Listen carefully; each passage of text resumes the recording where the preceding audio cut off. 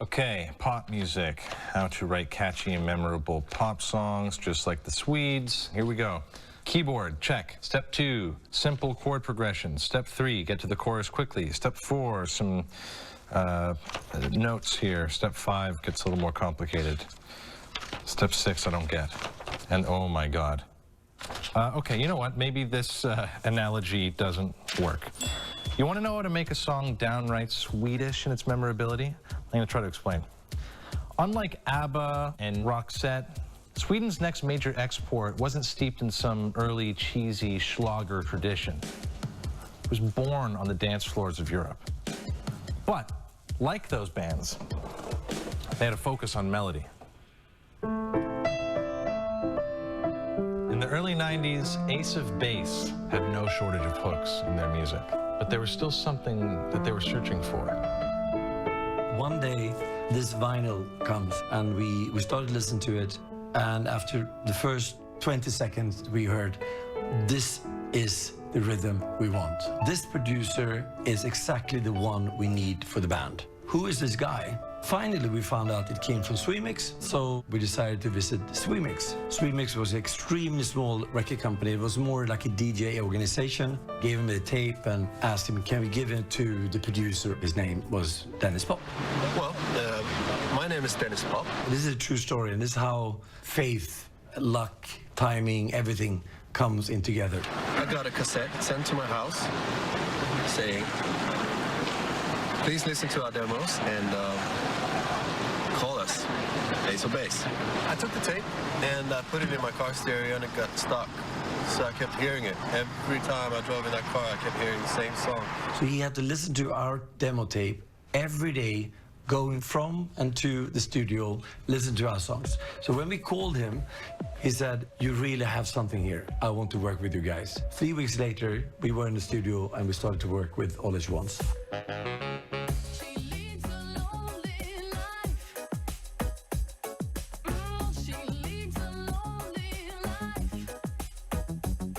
When we were nearing the final version of All That She Wants, every day we experimented with the rhythms, and then he went to a club, played it, and checked how many people started to dance with it. If it was some part that people didn't dance as much, then we knew we had to change that part or that stop. So we could live every night test the song without vocals. We wanted to have songs that worked both on the dance floor and on radio with the same version.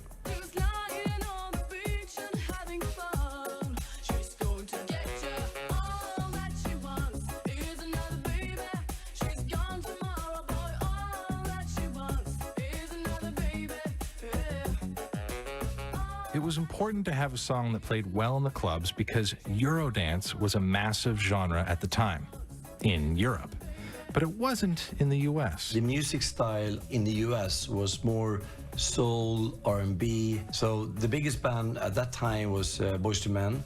So there was nothing like what we were doing. The rules, what you can do with Eurodance, were much wider. There was nothing you couldn't do compared to rock and roll or reggae. But in Eurodance, everything was allowed. I remember Jonas and I, we borrowed Dennis Pop's car. We drove up to a lake. We just opened up the door. It was a warm summer night. Put on the song, instrumental, and we basically the whole night just listened to the same song.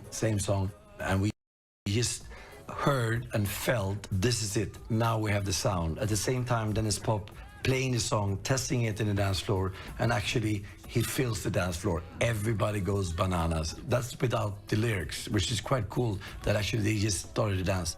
Meanwhile, the members of Ace of Base weren't the only musicians that wanted to collaborate with Dennis Pop. I knew that this incredible producer, Dennis Pop, he was doing Ace of Base, Dr. Alban, and Layla K, which were, some of my favorites. And then I met him in the other room, next to this room, by the way, and he was cutting the second single for Ace of Base. And he was, half lying in this chair with his cigarette. And then I was really nervous and I was playing my stuff. In this meeting, he was, doing this with his cigarette in my Coke can. And I was so excited because it sounded good. He was happy. So I was drinking from this one. So it was dark on my mouth, totally black, with its ash. And I was like, and suddenly he just pressed stop and said, are you drinking from that can? I said, yeah, don't. I use it as an ashtray.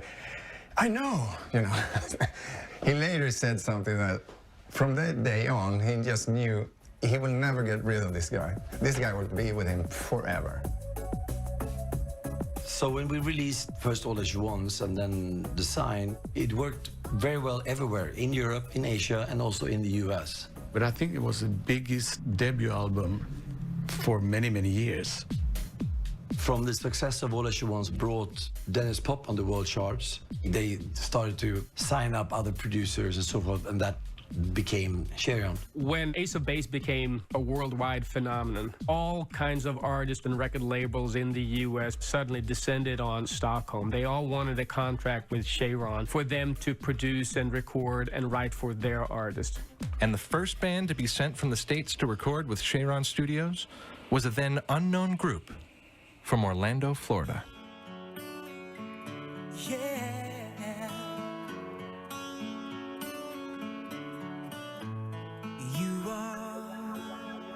My fire, the one desire, believe when I say I want it that way.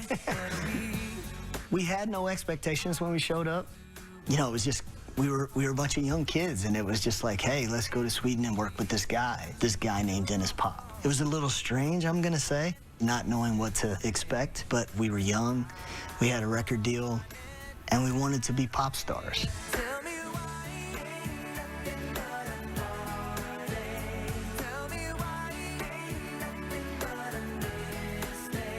When you walk into Cheiron, it was small, it was dark. We called it the dungeon, but it didn't matter what it looked like. We went there to work. When I was downstairs with Dennis, you know, cutting vocals, Dennis would say, okay, take it again, take it again, take it again, take it again. And it was like they were looking for that magical melody that you just can't stop singing.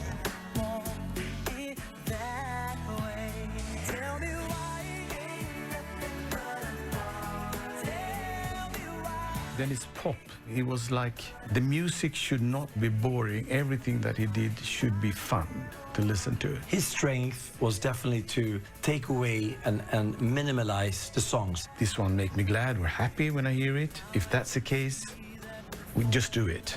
If I'm bored, just don't do it. I mean, it was very simple, but really, really good.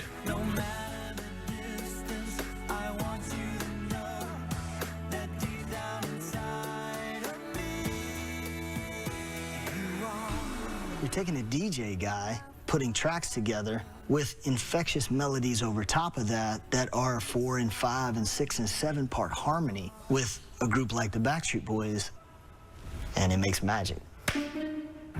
Before long, Dennis Pop was attracting some of the best young producers in Sweden to come work at Cheiron.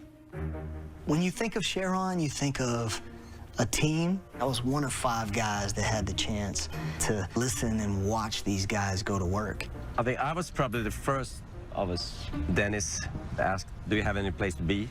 And I said, no. So, come to Cheiron, you can sit here. So that's how it started. I shared the studio with you guys, right?